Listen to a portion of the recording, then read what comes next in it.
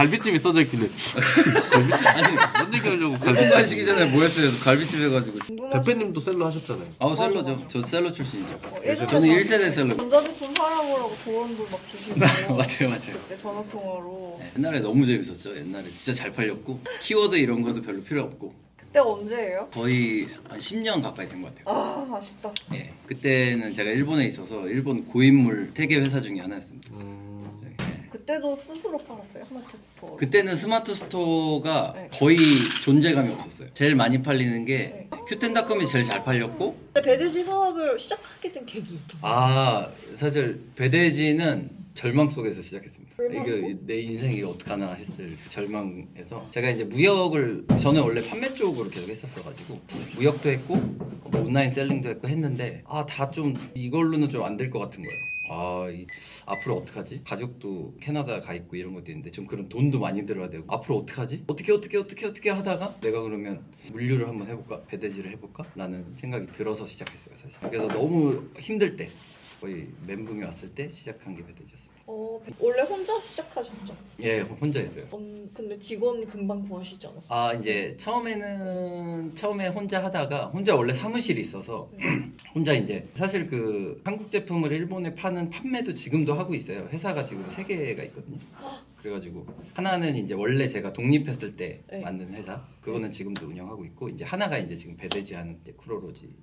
그러면 한국 제품을 일본에다가 판매하시는 걸 하고 계세요 지금? 그걸로 제가 그거 하면서 네. 독립을 했어요. 제가 한국 제품, 그러니까 한국 여성 액세서리 있잖아요. 네. 좀 저가의 예쁜 액세서리 브랜드들을 다 계약해가지고 네. 일본에 저희 숍을 만들었어요. 그 당시 이제 쇼피파이로 해가지고 저희 이제 단독몰 만들어서 네. 지금도 운영하고 있는데 거기다가 각 브랜드를 넣었어요. 오... 그래서 근데 왜냐면 그 당시에 이제 일본에 그런 한국 아기자기한 액세서리들이 잘 없었어요. 너무 잘 팔렸어요 처음에. 그 마케팅은 인스타로만 했거든요. 인스타 막 광고도 안 하고 그냥 올리자마자 막 팔리기 시작하는 거예요. 네. 와, 그래서 하루에 막 주문 200개, 300개씩 막 들어오는 거예요. 뭐야. 그래가지고 근데 마진율도 되게 좋거든요. 그래서 와 이거 이러다가 금방 돈 벌겠다 해가지고 독립했죠. 그래서 이제 독립하고 했는데 이제 지금은 좀 그때까지 잘 팔리잖아요. 일본에 있는 회사들이 많이 따라했어요. 저희를 지금도 많이 따라하고 있고. 되게 잘 이루시는 것 같아요. 뭐 그런 건 아니고 이제 저는 이제 좀 장점이라면은 한국 시장 돌아가는 거랑 일본 시장 돌아가는 게 일본에 지금 한 18년 정도 살고 있어서 네, 이제 일본에 돌아가는 거는 뭐 항상 보고 있고 그다음에 이제 한국 시장 돌아가는 것도 계속 모니터링 하니까 이제 이 두 나라 간의 갭이 있어요. 어떤 기분이요? 되게 약간 많아요. 간단하게 되게 많아요. 얘기하자면 그러니까 한국에는 이런 게 당연한데 좋은데, 네. 한국엔 당연한데 일본에서는 당연한 게 아닌 것들이 있어요. 그래서 그런 것들이 다 사업 아이템이죠. 왜냐? 한국 사람들이 원하면 일본도 사람 사는 게 원하겠지. 비슷하니까 그러니까 원하는데 아직 한국에는 편해진 게 있는데 네. 일본에는 불편하게 그냥 있는 부분들이 있다는 거예요. 맞아요, 눈에 맞아요. 띈다. 네, 그런 것들이 이제 하나 둘씩 아마 일본 사시는 분들은 다 동일하게 느껴요. 근데 이제 그거를 사업으로 이제 인식을 하고 사업화 시키는지 아니면 그냥 생각하고 말든지 이제 그 차이겠죠. 네, 일본 가면은 저는 할 사업이 너무 많은 것 같아요. 너무 많습니다. 막 계획을 이만큼 많이 짜놓고.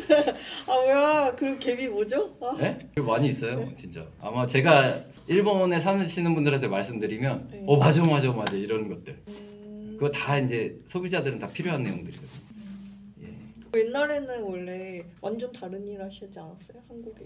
한국에 있을 때는 갈비집을 외식업을 했었어요. 그래서 이제 대학 다니다가 이제 네. 아버지의 권유로 외식업을 하게 돼가지고 한 5년, 20대 때 한 5년 갈비집에서 진짜 매일 한 13시간, 14시간씩 막 진짜 잠도 사실 가게에서 잤어요.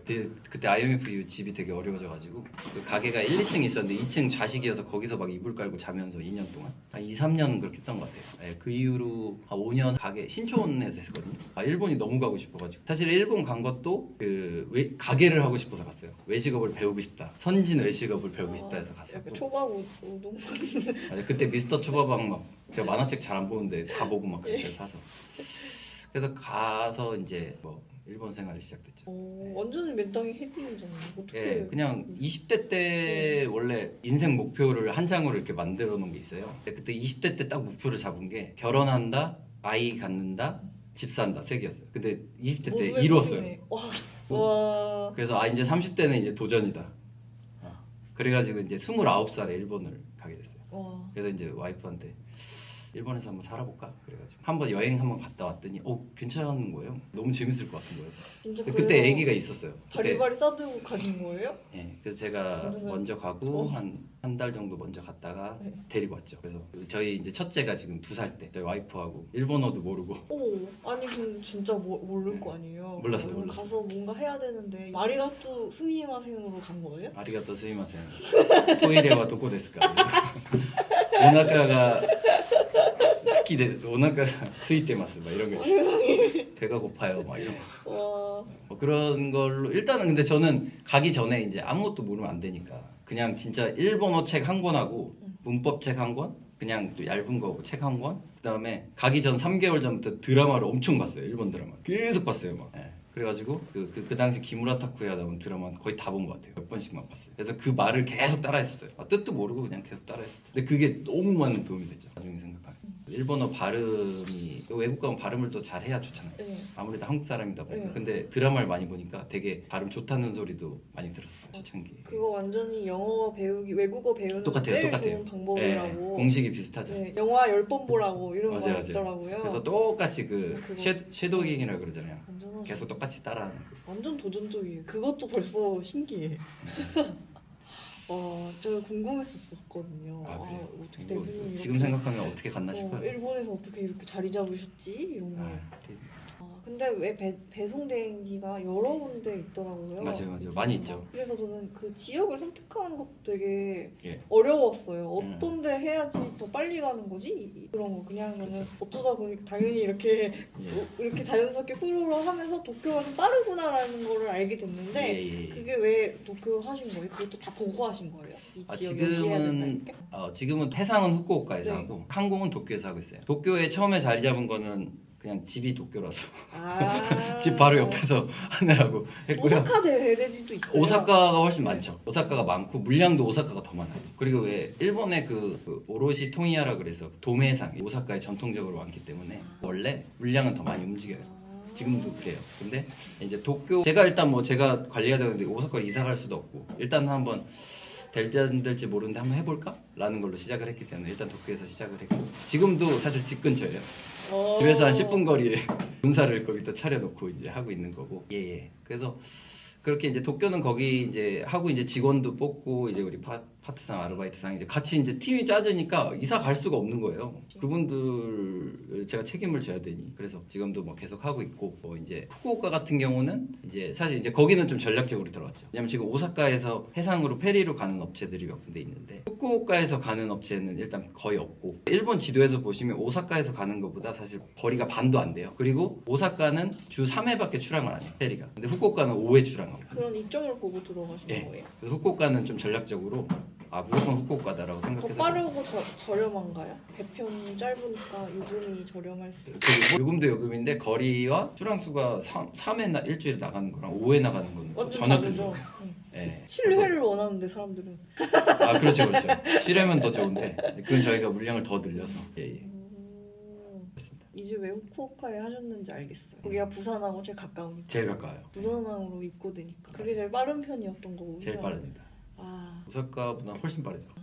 배대지를 차리는 간단한 과정이 있다면은 소개 좀 시켜주세요. 예를 들어 사무실을 계약하고. 구조를 만들면 있어서 당연히 필요한 부분이고 네. 뭐 사업하는 게 똑같잖아요. 일단은 뭐 타당성이라고 그래야 되나? 이게 내가 진짜 강점이 있는지부터 파악을 해야 될 것이며 그래서 강점이 있다고 판단되면 당연히 사무실이 있어야 되고 그다음에 저는 제일 중요한 게 시스템이라고 생각해요. 얼마나 좋은 시스템을 가지고 있느냐가 왜냐면 물류가 요새는 옛날하고 틀리게 그냥 뭐 노동 집약적이기도 하지만 우리 회원사들이 시스템을 항상 사용을 하셔야 되는데 이게 불편해 버리면 이제 아무래도 쓰기가 불편해지니까 저희도 작업 효율이 떨어지고 그래서 이제 시스템 그다음에 이제 뭐 하드웨어적인 게 있어야겠죠. 그다음에 우리 가장 중요한 우리 멤버들.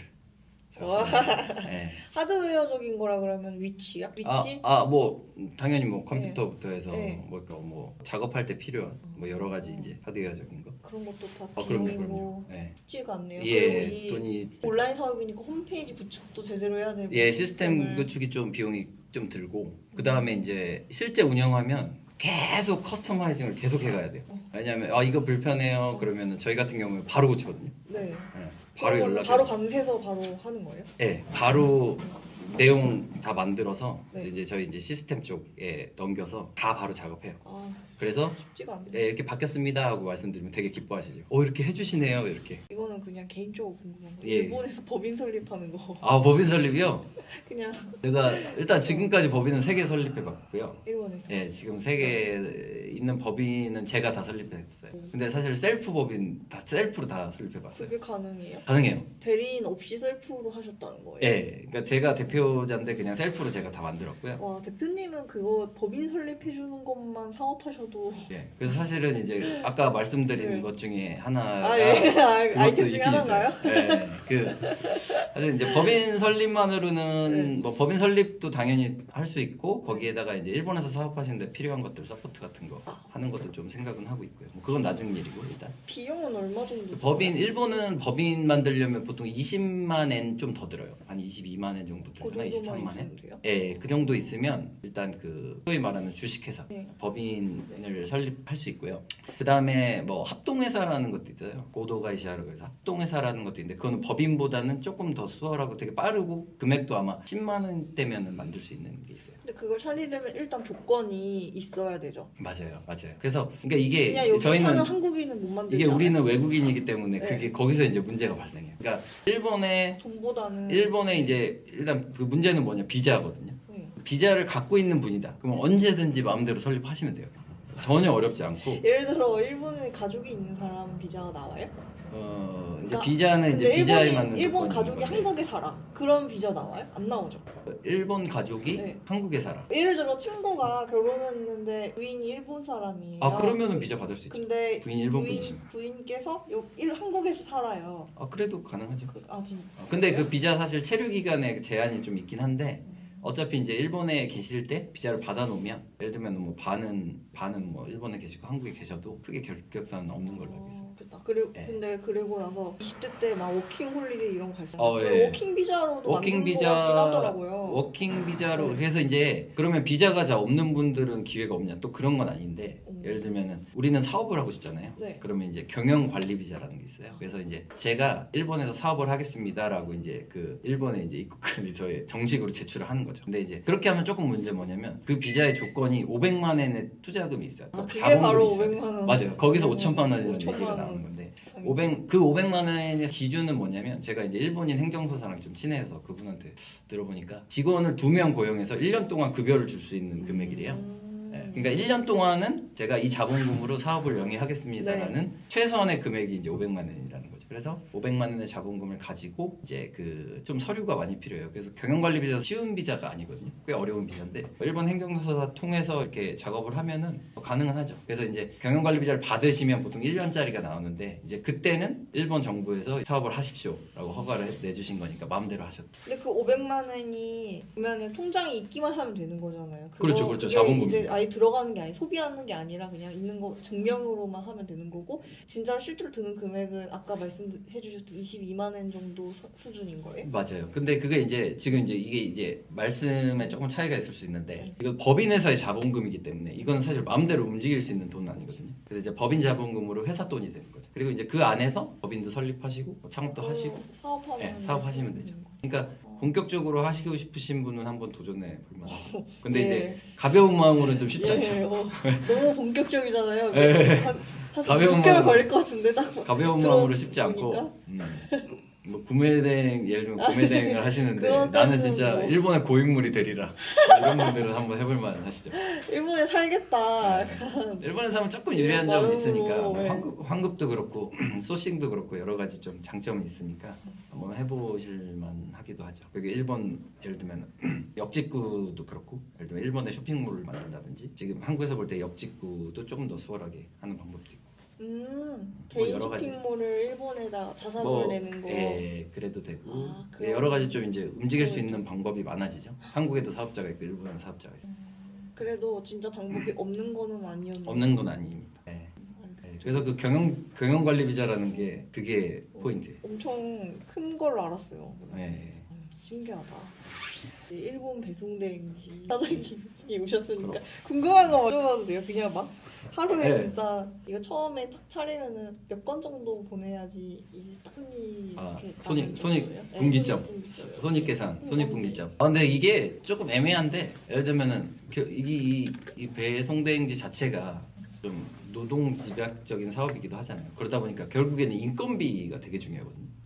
그러니까 건수가 늘수록 인건비는 이게 변동비처럼 똑같이 늘어나요. 사실 인건비는 그 판관비인데 변동비처럼 늘어나거든요. 근데 그러니까 이제 출고량에 따라 손익분기점이 계속 올라가는 거예요, 이게. 근데 지금 저희 규모면은 일본 규모면은 하루에 보통 한 500건 정도 출고해야 돼요. 제 인원이 이제 적은 게 아니라서. 그리고 뭐 이제 뭐 저희 월세부터 해서 여러 가지 비용이 또 보이지 않게 들어가는 게 되게 많거든요. 예, 뭐 포장 자재부터 해서 뭐 시스템 비용 여러 가지 하니까. 요새는 또 후쿠오카도 해가지고 또 비용이 양쪽으로 들어가고 하니까 한 500건 정도 나가면 월간 한 15,000원 정도 되니까. 혼자 하셨을 때는 어느? 그때는 솔직히 말씀드리면은 손익계산 할 시간도 없었어요. 진짜 그 손익계산 한 게 네. 거의 한 1년 가까이 돼서 한 것 같아요. 처음으로 해본 게. 그때는 그냥 막 혼자 맨날 막 포장하고 뭐 하고 막 그냥 작업하고 해야 일어나서 되니까. 바로 사무실 가서 네. 포장하고 보내고 이거 네. 계속 하시는 그때는 1년 동안 진짜 하루도 쉰 적 없어요. 하루도 안 쉬었고 주말, 공휴일, 명절 하루도 쉰 적 없어요. 그냥 아침부터 밤 보통 한 9시, 10시까지는 매일 했던 것 같아요. 네. 그때는 너무 지금 생각하면 어떻게 했나 싶을 정도로 열심히 했죠. 그때는 안 하면 죽어야 돼서 할 수밖에 없었어요. 네. 처절하게 막 했죠. 근데 그때는 저 뭐 법인 회사니까 제 급여를 따로 받긴 했지만 그때는 어차피 저랑 뭐 그때는 워낙 월세도 적었고 이제 좀 늘어나면서 이제 파트상 일본의 그 아르바이트한 주부들 잠시 와주시면서 했기 때문에 그때는 뭐 비용이 그렇게 많이 안 들었죠. 예. 근데 이제 저희 쿠로가 워낙 배송료 이런 거 세팅을 저렴하게 해가지고 마진이 별로 없어요. 그러면 안 마진은 믿으시겠지만. 어디서 내세요? 예를 네? 들어 구매 대행에서 내나요? 구매 대행이 그나마 당연히 이제 구매하면서 이제 좀 수수료라든지 뭐 이런 부분에서 조금 더 좋고요. 그리고 패밀리 구독하는 사람들 맞아요. 약간 고정적으로 회비가 예, 그 부분이 있으니까. 좀 크고 네. 그리고 그래도 이제 많이 구독해 주셔서 그 부분이 좀 크고 근데 사실 물류는 진짜 양이에요. 예, 진짜 건수거든요. 그래서 건수가 진짜 많아지면 저희가 이제 통관회사나 이런 데랑 얘기가 되거든요. 그러니까 좀 점점 낮춰줄 수도 이렇게. 있고 진짜 건수가 깡패입니다 진짜. 무조건 건수가 늘어야 돼요. 그래야 뭐 얘기가 돼요. 예, 그래서 지금 해상 같은 경우도 사실 요새 되게 흐름이 되게 좋거든요. 그래서 또 되게 많이 이용해 주셔서 최근에 갑자기 확 늘었어요. 그래서 이제 그러니까 원래 해상 처음에는 그날 출고가 됐거든요. 그래서 바로 하자마자 출고였어요. 그래서 지금 명절- 빠르네 이렇게 했는데 갑자기 명절 끝나고. 근데 이번에 네. 이거 말하면 핑계니까 안 돼요. 그냥 어쨌든 그래서 이번에 이사하면 이제 저희가 야근도 다 할 수 있고 주말도 하기 때문에 이제 예, 병목된 현상을 이제 싹 풀. 기대하겠습니다. 예. 왜냐면 이제 해상으로 거의 보내거든요. 가격이 깡패니까. 예. 그래서 저는 해상을 늘려서 사실은 더 좋은 가격을 만들려고 그래요. 오. 지금보다 더 좋은 가격. 제 목표긴 한데 그래서 이제 거의 따라올 수가 없게 하는 게 저희 계획입니다. 식당 같은 거를 건수 많은 거는 컵라면 이런 거 팔면 좋거든요. 과자 이런 거. 예. 식품. 예. 왜냐면 그 사람들은 뭐 몇만 원치 사도 이렇게. 근데 보통 이제 일본 구매 대행 하는 사람들 뭐 10만 원, 20만 원, 뭐 10만 원짜리 뭐 골프화도 맞아요. 사고, 뭐 골프채도 사고, 보통 그런 것도 뭐 알죠. 풋사라 막 이런 거 많이 사니까. 근데 과자 같은 거를 하면은 그냥 베이스로 매출은 막 높진 않지만 베이스로 이제 깔아주는 게 있으니까. 근데 저희가 막상 그냥 일본 구매 대행 하려고 하는 사람들이 과자를 팔려고 컵라면 팔려고 하면은 아예 단가 안 맞거든요. 아예 안 맞죠. 그래서 네. 저 그거 어떻게 고려하는 건지 고인물의 도대체 잔치입니다. 고인물의 잔치. 모르겠어요. 네. 아니 아예 안 남아요. 그거 엄청 궁금해하세요. 어떻게 송료를 3,000원에 하죠? 이거. 그래. 3,000원의 비밀. 그거 그냥 따로 계약하는 거 아니에요? 아니에요. 그거는 송료가 싼 게 아니에요. 송료는 그렇게 싸게 할 수가 없어요. 생각을 해서 일본에서 출발해서 일본 택배비가 개인으로 보내면 600엔, 700엔이에요. 국내 택배도. 한국하고 틀려서. 근데 일본에서 출발해서 공항 가서 거기서 통관하고 한국 와서 택배비에 뭐 하면은 그래. 한국 택배비도 안 되잖아요. 그러니까 일단 그거는 진짜 많이 궁금해하시거든요. 근데 그거는 그 업체들 택배비가 3,000원이 아니고 결국에는 이게 식품이기 때문에 가능한 전략인데 식품은 보통 하나 사는 분은 없으세요. 아마 이렇게 레뷰나 이런 사진 보면 아실 거예요. 보통 막 10종류 막 이렇게 사세요. 다 같이 사시거든요. 그래서 그런 업체들 보면 엄청 다양하게 넓게 많이 팔아요. 저렴한 것도 막. 그러면 그 송료를 거기 하나하나에 다 조금씩 녹여놓으신 거예요. 그 업체들이 각각의 상품의 송료를 녹여놓으면 예를 들면은 실제로는 예를 들면 800엔이 들어요. 그럼 3,000원이면은 한 5,000원이 남잖아요. 그러면은 하나에 예를 들면은 50원씩만 녹여도 500엔 되잖아요. 그렇게 해서 부충을 하는 방식. 그래서 그게 그러니까 팔아보면 알거든요. 되게 다양하게 사세요. 왜냐면 식품은 컵라면 하나 사면 한 박스 사지 않잖아요. 맞아요. 뭐 이거 몇 개, 이거 이것도 두 사고 개, 저것도 두 개, 사고. 두 개 이렇게 해서 그래서 20만 다 원 모은단 채워서 말이죠. 그렇죠. 하더라고요. 그렇죠. 딱 관세한 맞아요. 만큼만. 과자도 얘도 먹어보고 싶고 얘도 먹어보고 싶고 음료수 얘 먹어보고 싶고 이래서 모으니까 아, 그게 가능한 모으면은 전략이에요. 같이 할 수 있으니까. 근데 일반 셀러분들이 이거 하나 파는데 왜 여기는 3,000원에 이걸 팔 수 있지? 민티야 이거 조그만 거 파는데 이게 어떻게 송료가 3,000원이야? 그거인 거죠. 니신 컵라면이 1,000원이야. 그리고 배송비가 3,000원이야. 이렇게 해서 4,000원에 하나 구매하면 그 사람 셀러는 0만이 나는 거잖아. 그죠. 니신만 안 사고 젤리도 사고 맞아요. 음료수도 사고 네. 과자도 넣고 하니까 뭐 한 3만 원, 4만 원 사니까 맞아요.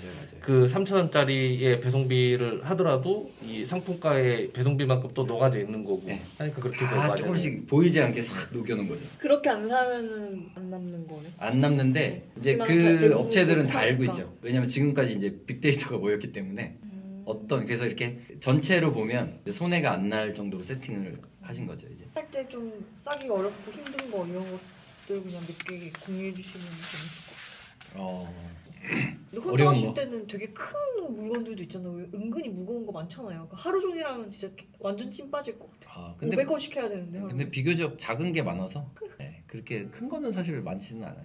많지 않고 사실 뭐 큰 거보다 오히려 그 약간 깨지는 제품들이나 이런 것들이 더 어려워요. 깨지는 제품이나 또 종류를 치면 골프채. 그래요? 골프채는 진짜 딱 보면 샤프트 강도, 각도 막 있잖아요. 건품을 할 게 요소가 한두 가지가 아니에요. 그 건품 게다가 이게 막 라벨도 엄청 작게 막 써 있고 그래가지고 보기가 되게 어렵거든요. 그 클럽마다 다 틀리단 말이에요. 브랜드마다 또 틀리고 막. 스포츠 용품이 그랬어요. 저 테니스 네. 라켓 팔 때도 이 그립 두께랑 이 여기 사이즈 맞아. 이거 맞아요.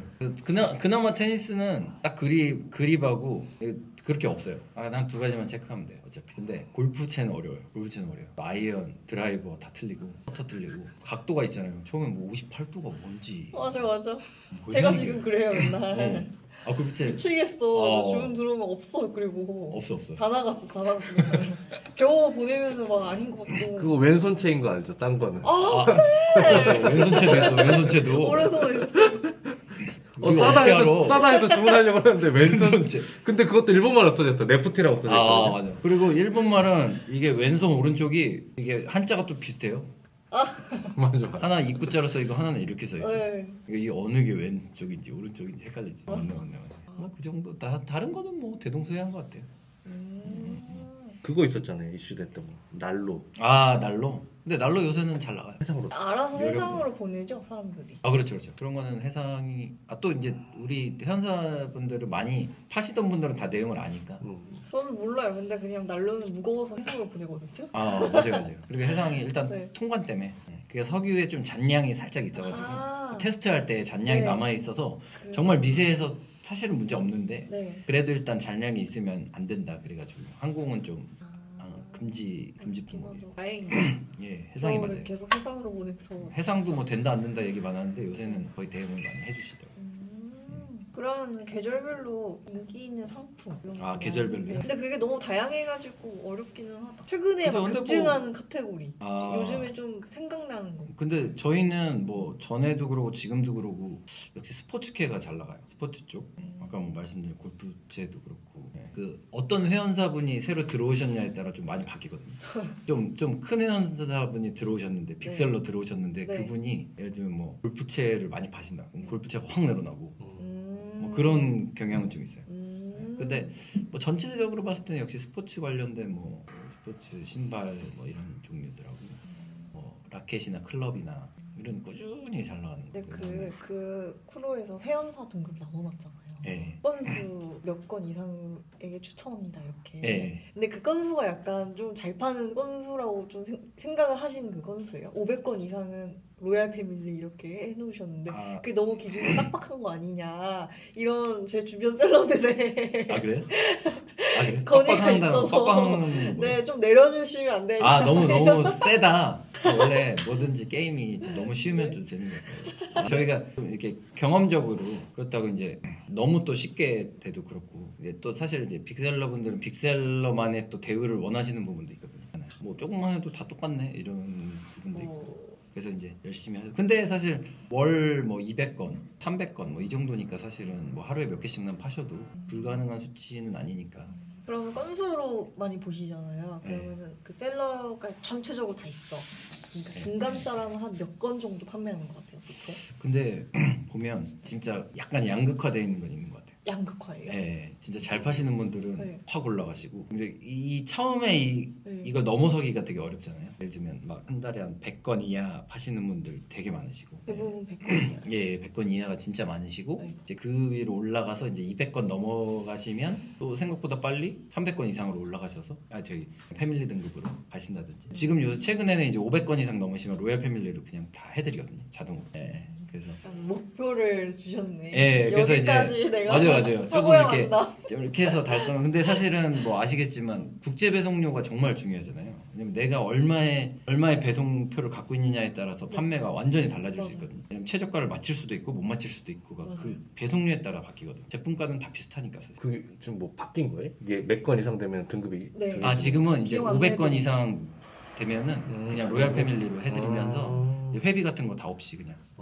그래서 그것도 이제 좀 많이 하시는 분들이 좀 이제 뭔가 혜택 예우 차원에서 몇 개만 터지면 되는데 맞아요. 한 4-5개 솔직히 네. 뭐 몇천 개 깔아놔도 팔리는 거 100개 안에서 다 팔리니까 원래 뭐 10%가 거의 다 거의 뭐 2대 8도 아니고 거의 1대 9 수준이니까. 근데 그 1구제가 어렵다고 생각이 드는 게 항상 저는 시즌10만 되는 거예요. 그러니까 지금이 지나면 항상 없어지는 거예요. 근데 그거 팔면 끝이야. 그게 너무 아쉬워요. 그럼 이번 달 지나면 이제 효자 상품이 없는 거예요, 저는.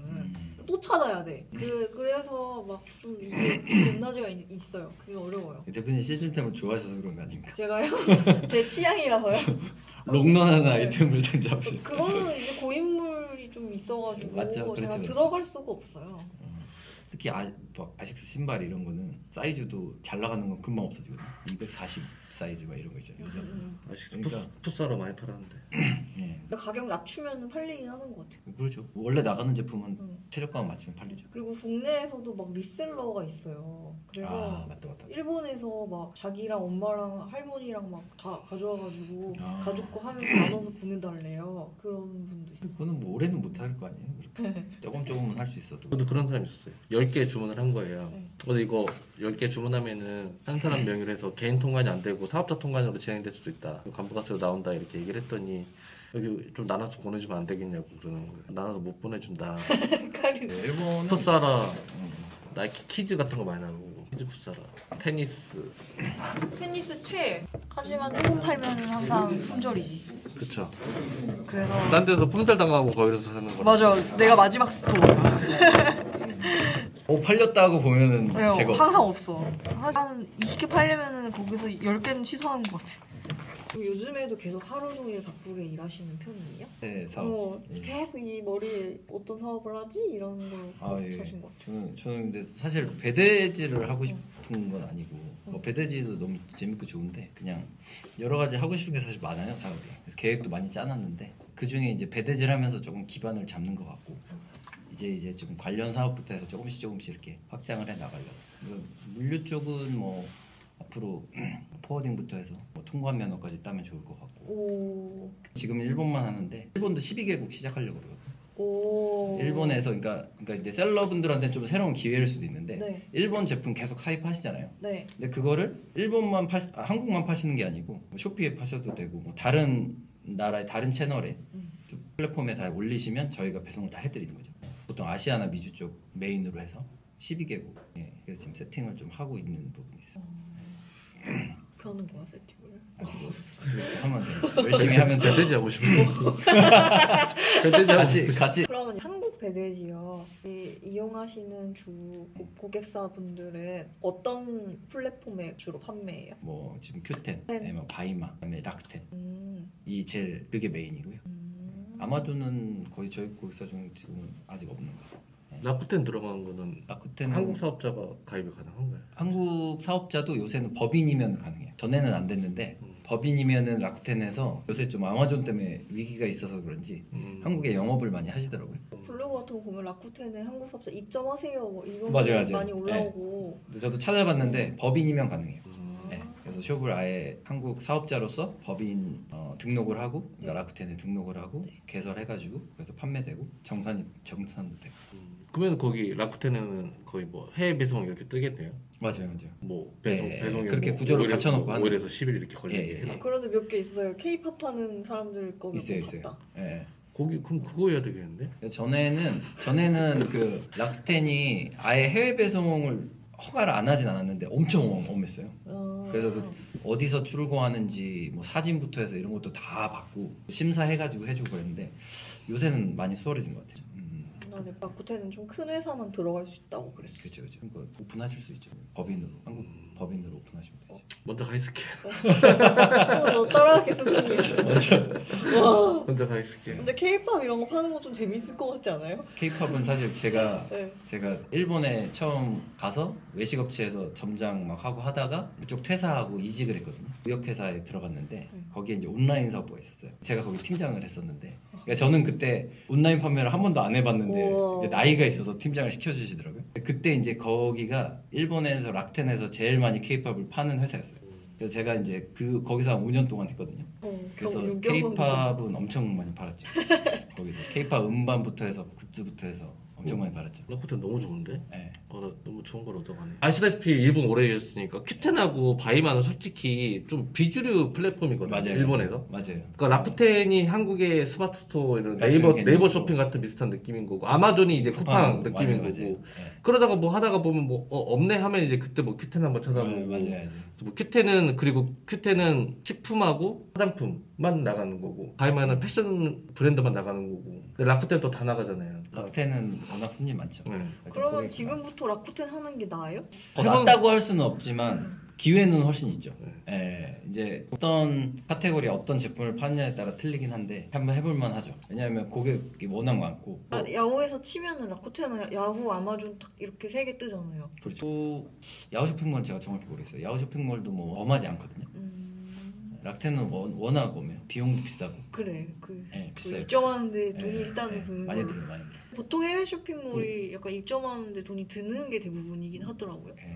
원래 옛날부터 아마존이 있기 전부터 네. 전통 그 일본의 이커머스는 거의 락텐부터 시작했기 때문에 이게 콧대가 높아요. 그래서 아하. 비싸고 뭐 해도 돈 내려고 그러고. 아, 저도 지금 아까 액세서리 네. 제가 숍을 가지고 있어요. 락텐에 출점해 있는데 네. 비싸요. 근데 그 이제 플랜에 따라 틀린데 1년 플랜 막 이런 식으로 연간으로 내도 되고 월간으로 내도 되는데 조금 싸진. 잘 나가는 예. 이유구나. 근데 아마존이 생기면서 이제 아마존이 일본 시장을 다 잡겠구나 했는데 또 락스텐 쓰시는 분들은 많이 써요. 왜냐하면 포인트가 되게 예, 맛있어요. 이게 포인트가 짭짤해요. 그래서 락텐은 그 미키타니상이라고 락텐 회장님이 그 락텐 경제권을 만들려는 구상이었거든요. 그래서 락텐 모바일부터 해서 증권, 은행 이렇게 해서 다 만드는 거예요. 락텐 거기에서 쓰면 포인트가 다 같이 쌓여요. 그래. 락텐 포인트가 전체가 다 그래서 쌓여서 그게 너무 부러운 거예요. 그게 맞아요. 되게 큰데 의외로. 다른 뭐 인터넷부터 해서 모바일 이런 거 다 이용할 수밖에 없게 이렇게 만들어놨어요. 근데 포인트가 막 서로 막 쌓이니까 그런 장점이 있죠. 라쿠텐 해야 되겠는데 이용자 수가 장난 한 몇 배 차이 날걸요? 바이마랑 큐텐. 바이마랑은 뭐 비교가 안 되죠 사실은. 바이마 모르는 사람도 많아요. 일본 분들은 왜냐면 그 해외 물건 좋아하고 이런 분들은 알지만 국내에서만 사시는 분들은 잘 모르죠. 큐텐 재팬도 좀 어린애들이 좀 쓰고 그런 이미지가 좀 이게 한국에 그러니까 저희 지금 고객사도 브랜드 업체가 요번에 입점하셔가지고 판매 요번에 시작하셔서 지금 몇 개 보냈거든요. 네, 한국에서 좀 유명한 업체예요. 좀 까봐줘요. 네? 네, 저희 그랬어요? 뭐라고 있는지 한번 까줘요. 네, 궁금하네. 한국에서 유명한 업체예요. 크림. 근데 이번에 락텐 입점하셔가지고 브랜드를 가지고 있는 거예요. 그분이 아니고 이제 그분은 이제 저랑 이제 직원분하고 말씀 나누는데 그거에서 큰 회사예요. 그러니까 그 회사가 브랜드를 가지고 있는 거 아니에요? 브랜드 취급하는 거예요? 아니면 브랜드 브랜드를? 그 브랜드가 자기 브랜드. 해외에 아니, 입점을 한 저기 거네요. 텐트 브랜드 텐트라고. 오, 아시죠? 저도 있었습니다. 그거 그 침대다가 하는 텐트잖아요. 네. 거기가 아웃도어 텐트도 하고 다 하거든요. 이번에 입점하셔서 저희 지금 쓰시거든요. 그래가지고 이번에 팔려가지고 팔렸습니다 하면서 막 그래서 큐텐도 입점하세요 그랬더니 아 저희 위에서 결제 나오면 하겠습니다. 근데 라쿠텐 들어가면 굳이 쿠텐 안 들어갈 것 같기도 하고. 그래도 또 뭐 어차피 멀티 운영하는 거니까 올려놓으면 팔리니까 페이지도 잘 만드셨더라고요. 깔끔하게 잘 만드셨더라고요. 사진이 좋아서 그래요. 브랜드를 갖고 계시니까 그런 분들은 라쿠텐 할만하죠. 인지도도 쌓고 하면. 역직구 시장이 더 커질 거를 예상하셔서 여기 들어오신 거예요? 이게 제가 여기 시작한 거는 사실은 조금 빠르지 않나라고 생각은 사실 했는데 아 지금쯤이면 한번 도전해 볼 만하지 않을까라는 생각도 있었어요. 한쪽에는. 그래가지고 지금 이제 역직구 시장이 좀 꿈틀꿈틀하고 있구나. 저는 그렇게 느꼈고. 대표님이 보실 때 흐름이 이렇게 흐름이 구매 대행에서 네. 아 역직구로 약간 그러니까. 틀어지기 시작했다라고 네. 느꼈고 앞으로 당연히 는다고 보고 있고요. 이제 구매 대행 하시는 분들 겸해서 하시는 분들과 구매 대행을 안 하시고 역직구로 돌아서시는 분들도 있을 거고 그러면은 이제 저희 같은 서비스가 필요하신 분들이 분명히 있거든요. 저희는 셀러분이신데 특히 만약 혼자 하시거나 이런데 혼자 포장도 다 하셔서 그러니까 지금까지는 다 포워딩해서 거의 직접 다 보내셨거든요. 이렇게 다 싼 다음에 큰 박스에 네, 큰 박스에 담아서 넣어서 그걸 이렇게 보내시는데 하루에 한 번. 제가 처음에 배대지 할 때 그렇게 했었어요. 큰 박스에 넣어서 너무 힘든 거예요. 그리고 박스 구하기도 힘들어 나중에는. 그랬는데 여기 공감하시죠? 좀 웃으시는 분들. 그랬는데 뭐 이게 이런 거예요. 일본 배대지는 필수예요. 배대지가 없으면 사업 자체를 못해. 구매대. 그잖아요. 셀러가 직접 일본에서 핸들링을 못하니까. 그렇죠. 근데 한국 배대지는 선택이에요. 맞아. 한국 배대지는 포워딩에서도 자기가 본인이 싸서 그냥 보내셔도 돼요. 근데 그리고 그 배대지를 쓰면 너무 단가가 안 맞아요. 그죠, 안 그죠. 남아서 네. 역직구를 못 하기 때문에 맞아요, 울며 맞아요. 겨자먹기를 네. 해야 돼. 울imo 계산을 네. 해야 되고 다 똑같은 말씀 하시더라고요. 오후 돼서 포장하면 멘붕이 온대요. 이 이런 시간에 거죠. 서칭하고 등록을 하는 게 낫지. 내가 왜 포장하고 있지? 그래서 저는 시작한 건데 제가 생각한 거는 거의 포워딩 가격에 가깝게 가격을 맞출 수만 있으면 그러면은 직접 다 이 싸시는 수고와 비용 그게 다 비용이잖아요. 와. 대표님의 움직이는 이 비용이 얼마나 큰 비용이에요 사실. 이게 눈에 안 보여서 그렇지 그게 기회비용이잖아요. 역직구 시장을 키우려면 결국에 물류가 기반이 돼야 되는데 지금 이제 뭐 포워딩해서 너무 잘해주시는 회사들 많이 있는데 뭐 본인이 다 포장하시고 이런 부담이 없이 저렴하게 이용할 수 있다면 더 도전하기가 쉽잖아요 사실. 그렇게 해볼만 하다고 생각하시면. 그래서 그런 이제 좀 저희는 약간 인프라 사업처럼 물류는 이렇게 기반을 깔아드려야 되는 사업이니까 저희가 역할을 제대로 해드리면 또 역직구 전체 캐파도 더 커질 수도 있는 거고.